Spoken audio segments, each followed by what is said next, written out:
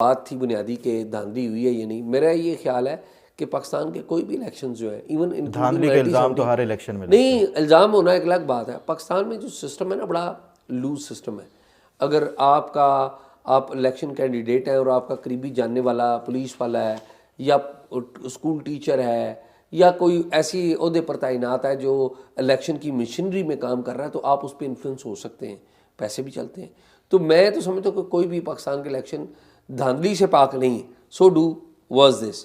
अब मेरे लिए ना हैरान कुन बात क्या है, आपने जो बात की ना कि शुरू में 19 हल्के जो हैं आप निकाल कर देख लें, वो जो शुरू के 19 हल्के होंगे ना वो अर्बन होंगे, अर्बन लेवल पे उनको जो नून लीग वो को आपके हल्के में बड़ी मार पिटी होगी यकीनी तौर पे। आप आगे जाएंगे, अगर रूरल में जाएंगे तो हो सकता है वहाँ पर उनको जो ऊपर का मार्जिन था वो निकाल ले गए हों रूरल में। एक बात, अब ये बात ही कि धांधली हुई है या नहीं हुई, मैं ज़ाती तौर पे समझता हूँ कि कुछ ना कुछ तो हुआ है। अब मुझसे आप कहें कि एविडेंस क्या है, तो मेरे पास कोई एविडेंस नहीं। कैसे? ये इस्लामाबाद से जो मुस्लिम लीग नून के कैंडिडेट डॉक्टर तारिक फजल चौधरी, मेरे ज़ाती जानने वाले, मैं कोई नो पर्सनल ऑफेंस, या अकील अंजुम जो है वो जीते हैं। अकील अंजुम साहब के बारे में आप कह रहे थे कि अकील अंजुम साहब की पोजीशन अच्छी है, चूँकि मुझे पता नहीं अच्छी होगी तो इसलिए मैं आई ट्रस्ट यू। लेकिन तारिक फजल चौधरी साहब के बारे में मैं 49 और 48 में 49 फार्मर जो है वहाँ पे रहता रहूँ और 47 48 हो गया ना वो हल्का, और हम मूव करते रहे। फ्रैंकली स्पीकिंग डॉक्टर तारिक फजल चौधरी साहब की जो मेल मिलाप है ना आम लोगों से बड़ा कम है और लोग कोई उनसे इतने खुश नहीं है।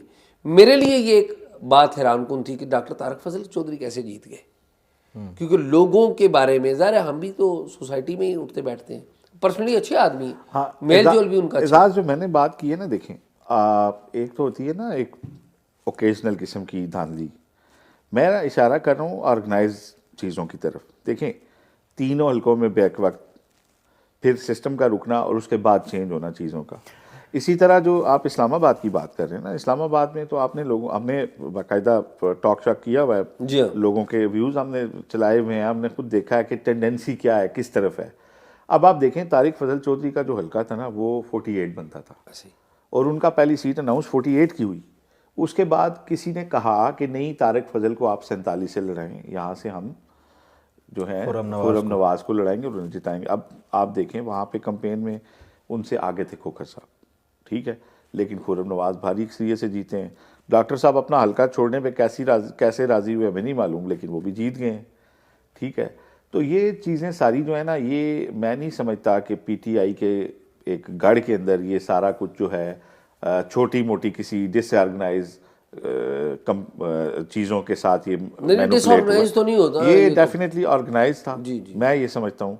और एविडेंस तो यहाँ पे जो है ना सामने होती नज़र आती चीज़ों के भी एविडेंस आपके पास नहीं होते, क्योंकि वो जब उनको ऑर्गेनाइज तरीके से किया जाता है तो सबसे पहला आपका फोकस यही होता है कि इसकी चीज़ें बाहर नहीं आएंगी, ठीक है। लेकिन मैं ये समझता हूँ कि बाकायदा एक प्लान तरीके से सारा कुछ मैंने दिया। अच्छा, मैं वैसे आप दोनों से इख्तलाफ करता हूँ इस हवाले से। ये जो जिस तरह आप कह रहे हैं ना इंडिकेट, मैं NA46 में कल मैंने 1 दर्जन के करीब पोलिंग स्टेशंस पे वो किया। देखें, पहली बात तो आप ये देख लें कि नताइज अभी जो आए हैं वो क्या हैं।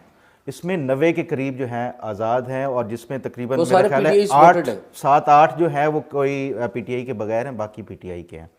उसके बाद दूसरा जो है ओवरऑल ये जो इलेक्शन डे की वो एक मैनेजमेंट है, बल्कि मैंने वो आपसे पूछना भी था कि जो आप बता रहे थे NA57 का कि वहाँ पे पीटीआई के क्या एजेंट्स जो थे, क्योंकि उससे एक दिन पहले आपने ही कहा था कि जो वर्कर्स हैं उनको उठाया जा रहा है, ट्रांसपोर्ट छीनी गई है, ये सारा कुछ। ये जो उस दिन एक दिन पहले हमने वो किया था, इंडिकेट किया था, सारी चीज़ें NA46 में मैंने देखी। जो पीटीआई का पोलिंग एजेंट्स नहीं मौजूद थे, इनके पास पर्चियाँ नहीं थी, इनके पास वोटर लिस्टें नहीं थी। इन तमाम तर मिसमैनेजमेंट के बगैर भी जो अगर आप 80+ जो है वो या सीटें वो ले रहे हैं, तो इसको आप सिस्टमेटिक जो एक जिस तरह आप इंडिकेट कर रहे थे ना कि धांधली हुई है कोई ऑर्गेनाइज किस्म की, मैं नहीं समझता कि ये ऑर्गेनाइज किस्म की इस तरह की इंडिविजुअल लेवल पे किसी एक आध हल्के को इस तरह मैनेज किया गया हो, वो एक और चीज़ हो सकती है। सिस्टमेटिक जो धांधली होती है ना उसमें फिर मेगा आपको लेवल जो है पे ना- धांधली जो है ना वो असल नहीं में है। फखर और हम दूसरा- बहस तो नहीं कर रहे, आपका ज़ाहिर है पॉइंट ऑफ व्यू, लेकिन देखें ना एक हल्के में जो बुनियाद हुई है ना उसको दूसरे के लिए जवाज़ आप नहीं बना सकते। ये जो इंडिपेंडेंट जीते हैं ना, जिस तरह एजाज ने खबर दी थी ना कि इसमें से कितने लोगों ने Affidavit जो है वो एफिडेविट ले दिए हैं, लिए देखें उसके बाद ना फिर हल्का वाइज सिचुएशन थी, कितने लोगों को इसमें से इजाज़त थी कैंपेन चलाने की, कितनों को नहीं थी। अब बाकी तो वो तो फिर इख्तियार उन्हीं के पास होता है ना जिनके पास पावर होती है। तो बाय एंड लार्ज ना मतलब मैं आपसे बहस नहीं कर रहा, ज़ाहिर है आपका बड़ा एक इम्पॉर्टेंट व्यू है, लेकिन मुझे मेरा मौक़िफ़ बहरहाल अपनी जगह इस पे कायम है कि ऑर्गेनाइज तरीके से Anyhow जी। इलेक्शन मैनेज हुआ है। नहीं, मैं वैसे इससे डिसएग्री करता हूँ। चलिए आगे बढ़ते हैं। ये जो आज नवाज शरीफ साहब ने जो स्पीच की है, पहले तो ये एक्सपेक्ट किया जा रहा था कि शायद कोई विक्ट्री स्पीच होगी, वो नहीं हुई, और उन्होंने जो है स्पीच में कोई लंबे चौड़े सेलिब्रेशन वो भी थी दी, ना, सेलिब्रेशन victory speech ही है ना वो तो आप क्या समझते हो उसमें कोई चार अहम ऐसे नुकात जो चार आप अहम समझते हैं? नुकात हैं जी, मैंने जो नोट किए चार अहम नुकात। एक तो ये है कि नवाज शरीफ साहब ने हिंट कर दिया, वाज़े तौर पे कह दिया कि भी मरकज़ में और सूबे में हम हुकूमत बनाएंगे, पहला नुकता, लीड वो करेंगे। मतलब हम लीड करेंगे, और ज़ाहिर है ये लाइट गवर्नमेंट होगी। दूसरी उन्होंने अहम बात ये की, मेरा ये ख्याल है कि जो आसफ अली जरदारी से बातचीत के लिए उन्होंने शहबाज शरीफ को भेजने इसहाक डार और शहबाज शरीफ को कहा, और ये जब उन्होंने बात की है तो ये बात उन्होंने नहीं की, इससे पहले वो होमवर्क कर चुके हैं। ये इस तरह पब्लिकली आके अनाउंस नहीं किया जाता, वो पहले बातचीत कर चुके होंगे, कहेंगे कि हम अनाउंस करेंगे और फिर हमारा डेलीगेशन आपसे मिलेगा। ठीक है, दो बातें हो गई। तीसरी बात जो है ना उन्होंने बड़ी अहम की है, उन्होंने कहा कि ये वो नुक्ता है जिसके ऊपर उनकी 2 हुकूमतें फारग हो चुकी हैं। ठीक है, और बल्कि 3 हुकूमतें फारग हो चुकी हैं। ठीक है, हमसायों के साथ जी, और वो है हमसायों से ताल्लुकात। उन्होंने कहा जी हम तमाम हमसायों से बेहतर ताल्लुकात बनाएंगे, बहुत इंपॉर्टेंट। 12 अक्टूबर 99 और 2017 की हुकूमत जो है वो इस वजह से 2 हुकूमतें उनकी गई थी कि वो इंडिया से बेहतर ताल्लुकात बनाना चाहते थे। 3 बातें हो गई। चौथी और आखिरी बात जो मैं समझता हूँ बड़ी अहम है, वो ये कहते हैं कि जी हम किसी से लड़ना नहीं चाहते। वो किससे कह रहे हैं? एक तो पीटीआई से कह रहे हैं ना कि नहीं वो लड़ना कह रहे हैं चाह जो लड़ना चाहते हैं हम उनसे लड़ना हम उनसे नहीं लड़ना चाहते। और दूसरी वो बिटवीन द लाइंस वो इस्टेब्लिशमेंट को, आल दो इस्टेब्लिशमेंट के साथ अभी उनके अच्छे ताल्लुकात हैं, या डील हुई है या गल हुई है, साड़ी गल हो गई है। लेकिन इस्टेब्लिशमेंट कोई एक इंडिविजुअल तो है, लेकिन उस इंडिविजुअल के नीचे भी तो बहुत सारे लोग हैं ना। एजाज तो ये एक मैसेजिंग है। तो ये मेरे ख्याल में 4 बातें ये थी। अच्छा एजाज, मैं इनकी स्पीच को वो बड़ी एक